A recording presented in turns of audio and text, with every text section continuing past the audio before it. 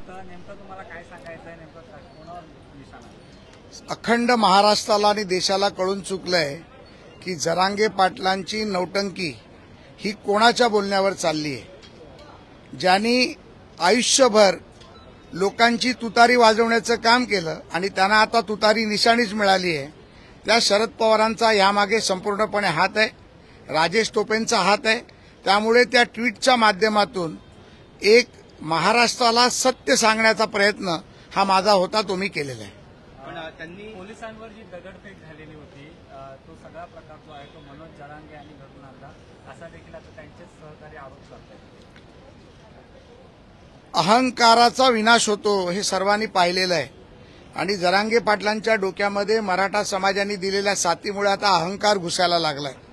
ज्या माननीय मुख्यमंत्र्यांनी त्यांचा प्रत्येक शब्द मानला, तो शब्द पडू दिला नाही, त्या मुख्यमंत्र्यांवर देखील त्यांनी आरोप केले। माननीय देवेंद्रजींनी ज्यांनी मराठा समाजाला 2018 मध्ये 13% आरक्षण दिलं, त्या देवेंद्र फडणवीसांवरती शरद पवार आणि त्यांच्या लोकांच्या बोलण्यांवरती वैयक्तिक आरोप करू लागले। त्या जरांगे पाटलांचं सत्य आता जनतेसमोर यायला लागलंय। राजेश टोपेच्या माध्यमातून काय मदत झाली, कशी मदत झाली, आमच्याकडे याचे प्रचंड पुरावे आहेत। योग्य वेळी योग्य व्यक्ती योग्य व्यक्तीच्या हातात हे पुरावे दिले जातील आणि सत्य हे बाहेर येईल याची मला खात्री आहे। विरोधी पक्षनेते अंबादास दानवे आणि दुसरे विरोधी पक्षनेते असा आरोप करतायत की उपमुख्यमंत्री देवेंद्र फडणवीस बदनामी सुरू आहे, त्यांच्या मागे मुख्यमंत्री किंवा उपमुख्यमंत्री अजित पवार तर नाहीत असं म्हणतात। मला वाटतं की दानवे असतील किंवा दुसरे विरोधी पक्षनेते असतील, यांचा राजकीय अभ्यास किंवा राजकीय माहिती देणारी लोक कमी आहेत। त्यामुळे मला वाटतं त्यांना जर माहिती नसेल तर आज त्यांनी त्यांच्या दालनामध्ये मला बोलवून घ्यावं, म्हणजे मी सत्य त्यांना सांगू शकेन। काल त्यांनी आरोप केला होता की सलाईनमधून विष देण्याचा प्रयत्न फडणवीस करतात। आज त्यांनी पुन्हा एकदा आरोप केला की काल रात्रीच मला बंदुकीनं उडवण्याचा डाव होता फडणवीस। मी तुम्हाला म्हटलं ना, अहंकाराचा विनाश होतो। आपल्यालाच काल देवेंद्र फडणवीसांनी याच्यावरती उत्तर दिलं आणि आपल्याला प्रश्न विचारला होता की काय देवेंद्र फडणवीस असं करू शकतात का? राजकारणातला एक सोज्वळ चेहरा, एक मुत्सद्दी चेहरा आणि राजकारणामध्ये सर्वांना आपलंसं करून चालणारा जर नेतृत्व कोण असेल तर ते देवेंद्र फडणवीस आहेत।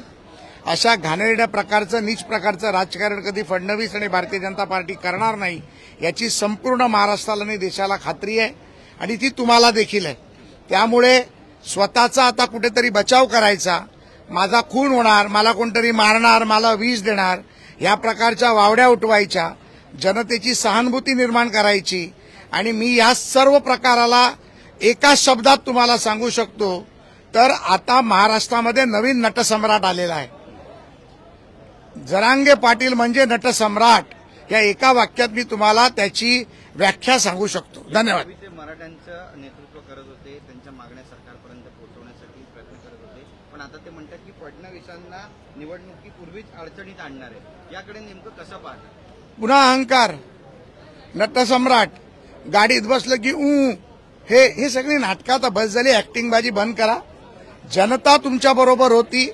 जो मी मगाशी देखील एका चॅनलला मुलाखत देताना सांगितलं, 10% आरक्षण पुढे कसं टिकेल, 55-56 लाख लोकांना कुणबी प्रमाणपत्र, सगळे सोयरे याचं नोटिफिकेशन कसं निघेल, त्या माध्यमातून 70-75 लाख लोक अजून वाढू कशी शकतील, समाजाच्या हितासाठी समाजाच्या भल्यासाठी या दोन्ही माध्यमातून समाजाला फायदा कसा होईल यासाठी खरं तर जरांगे पाटलांनी काम केलं पाहिजे।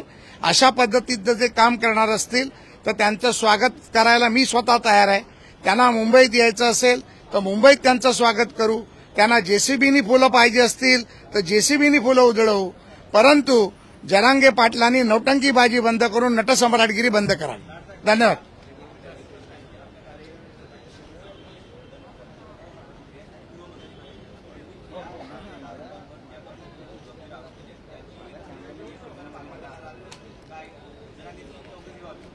चौकशी करण्या इतका तो मोठा नाहीये, त्यामुळे ह्याचं सत्य बाहेर येणारच आहे। त्याचे आरोप आहेत, हे वैफल्यग्रस्तेतून आरोप तो करतायत, त्यामुळे मला वाटतं की यांच्याकडे लक्ष न देणं हा याच्यावरचा मोठा उपाय आहे। नाही, यामध्ये विजय पराजयाचा प्रश्नच येत नाही। यामध्ये मराठा समाजाला आरक्षण मिळणं, मराठा समाजाला सरकारने जे दिलेलं आरक्षण आहे ते टिकवणं आणि समाजासाठी काहीतरी करणं हे आमचं सर्वांचं काम आणि कर्तव्य आहे. त्यामुळे मला वाटतं हा विजयाचा प्रश्नच येत नाही. हा विजय हा मराठा समाजाचा विजय आहे. हा विजय छत्रपती शिवाजी महाराजांच्या आशीर्वादाचा विजय आहे. त्यामुळे याच्यामध्ये विजय पराजयाचा प्रश्न येऊ शकत नाही.